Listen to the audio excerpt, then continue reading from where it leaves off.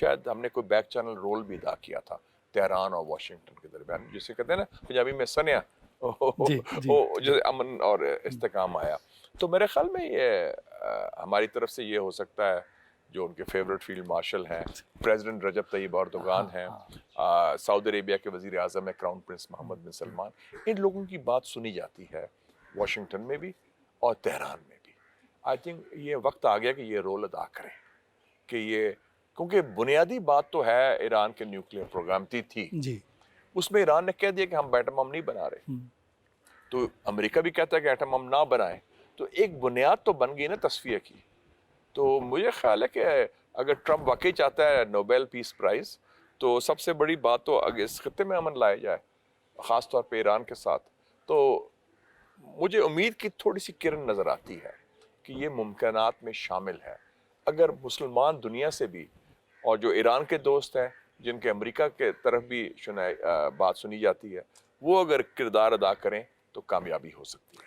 تو کیا اس سارے ایران اسرائیل یو ایس جو سارا قضیہ تھا، اس میں پاکستان نے کوئی عملی ہیلپ بھی کی تھی ایران کی؟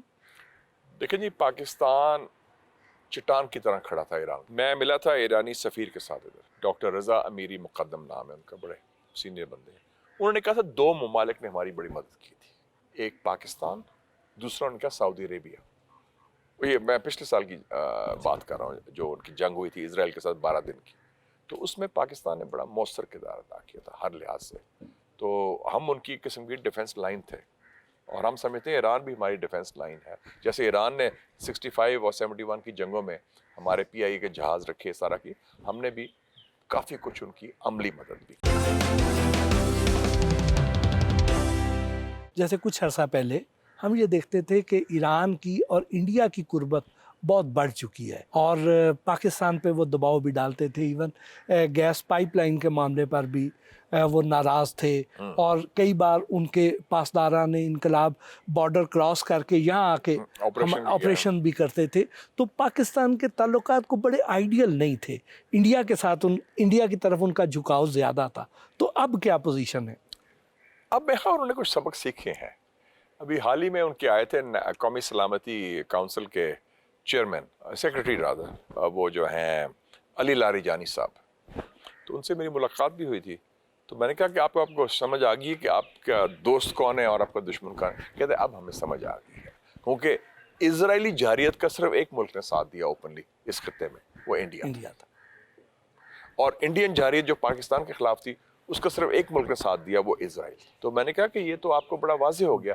اب ایرانیوں کو سمجھ آ گئی، اور اس لیے ایرانی پارلیمنٹ میں کیا کہا، تشکر پاکستان، تشکر پاکستان. ویسے نہیں نعرے مارے رہے، اس کی بڑی ٹھوس وجوہات تھی، اور اس میں پختہ اقدامات تھے ہماری طرف سے. پاکستان اور سعودیہ کا جو ڈیفنس معاہدہ، اس کے کیا فوائد ہیں اور کیا اس میں اس کے مضمرات ہو سکتے؟ دیکھیں جی، اللہ تعالیٰ کے فضل سے اس وقت پاکستان کی پوزیشن کیا ہوئی کہ ایک تو ہم نے شکست دی اس ملک کو جو کہتے ہیں نا، پنجابی میں کہتے ہیں ایک پلوان تیار کر رہا تھا امریکہ، کہ جی یہ مقابلہ کرے گا چین کا.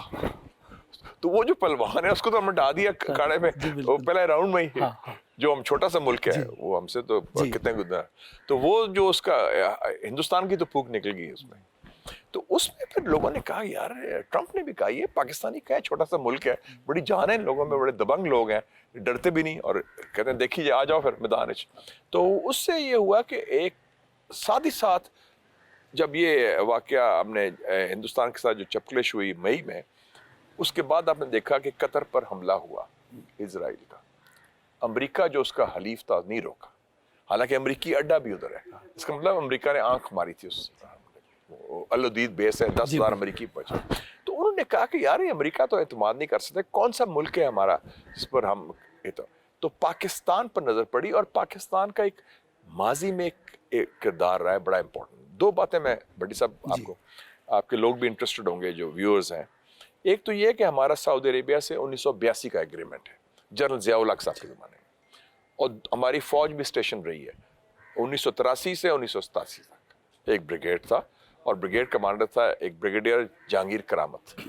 ٹھیک ہے جی. پھر 1991 میں جب وہ جنگ ہوئی صدام حسین کے ساتھ، ہم نے فوج بھیجی اپنی. سو ہمارا ایک پرانا معاہدہ بھی چل رہا تھا. اور ایک اعتماد کا رشتہ ہے سعودی عربیہ کے ساتھ. دوسرا مشرق وسطیٰ میں جب گڑبڑ ہوئی ہے, 2 جنگیں ہوئی ہیں اسرائیل کے ساتھ. 1967 field marshal Ayub Khan president تھے, ہمارے پائلٹس نے اسرائیلی ایئر فورس کا مقابلہ کیا, اردن کی ایئر فورس کی طرف سے اور عراقی ایئر فورس کی. اس کو تھا گروپ کیپٹن سیف الاعظم. پھر 1973 میں ذوالفقار علی بھٹو صاحب پرائم منسٹر تھے. پھر ہم نے جب جنگ ہوئی اسرائیل کی, بھٹو صاحب نے پائلٹس بھیجے, ابھی تو وہ زندہ ہیں, مجھے ملتے بھی رہتے ہیں, گروپ کیپٹن ستار الوی صاحب, اور انہوں نے Syrian air force, Egyptian air force کی طرف سے. تو ہم تو جنگوں میں شریک ہوئے ہیں, واحد نان عرب ملک ہے. تو ہمارا ایک کردار سلامتی کے حوالے سے, ان کے حفاظت کے حوالے سے نہ صرف جنوبی ایشیا میں ہے بلکہ عرب دنیا میں بھی ہے. تو یہ کوئی انوکھی بات نہیں ہے. اب ان کو سعودی عربیہ کو بھی احساس ہوا کہ یار پاکستان تو ہم ہمارا دوست بھی ہے, ہمارا حلیف بھی ہے, بھائی بھی ہے, تو ان پر ہم اعتماد کر سکتے ہیں. اور وہ اعتماد کے رشتے کا اظہار ہوا کہ ڈیفنس پیکٹ ہوا, اور اچھی بات ہے کہ اور لوگ بھی اس میں کر رہے ہیں. اور یہ پہلا مسلمان دنیا کا ڈیفنس پیکٹ ہے آپس میں.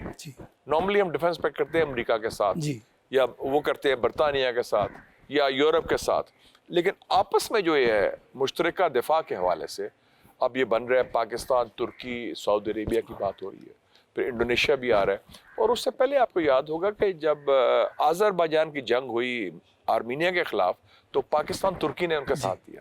تو یہ ایک نئی صورتحال پیدا ہو رہی ہے جو میرے خیال میں بڑی خوش آئند ہے مسلم دنیا کے لیے بھی اور ہمارے علاقائی امن اور اس خطے کے حفاظت کے لیے. آج سے کچھ عرصہ پہلے یہ سننے میں آ رہا تھا کہ ایم بی ایس نے وہاں پر یہ کہنا شروع کر دیا تھا کہ 2030 ویژن کے تحت پاکستان کے بریگیڈ کی اب وہاں پہ ضرورت نہیں رہے گی, اور یہ بھی اس طرح کی باتیں سنی جا رہی تھی.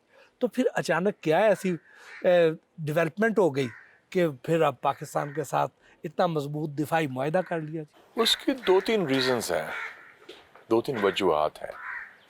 ایک تو یہ ہے کہ اس خطے کی صورتحال بگڑ گئی ہے, اور یہ بات اگر انہوں نے کی تھی تو یہ شاید طوفان الاقصی سے پہلے کی تھی, 7 اکتوبر 2023 سے پہلے. اس کو فلسطین کا معاملہ نہیں تھا, پھر ایران اسرائیل کا جو آگے بڑھا, اور پھر جو ایک نئی ری الائنمنٹ بھی ہو رہی ہے, ان کی یو اے سے بھی کچھ تعلقات خراب ہوئے ہیں.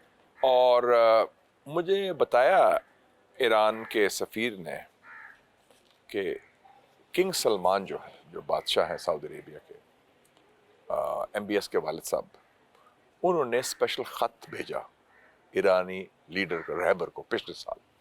اور خط کون لے کے گیا؟ ان کا چھوٹا بیٹا ہے جو ایم بی ایس کا چھوٹا بھائی ہے, اس کو کے بی ایس کہتے ہیں, خالد بن سلمان, جو وزیر دفاع بھی ہے. اور اس خط میں 2-3 باتیں بڑی اہم تھیں. ایک تو انہوں نے, اور ریبر ان کو ملا, ریبر سے 2 لیڈرز کو ملا, ایک پاکستان کے طرف سے جو ہم آئے تھے, ہمارے وزیر اعظم اور فیلڈ مارشل کو, اور پلس کے بی ایس کو. اور انہوں نے کہا کہ جی, ایک تو سعودی عربیہ نے کہا کہ ہم حمایت کرتے ہیں کہ ایران کا جو نیوکلیر پروگرام کا مسئلہ ہے وہ سفارتی حل ہونا چاہیے, اور اس کے لیے مذاکرات واحد راستہ ہے.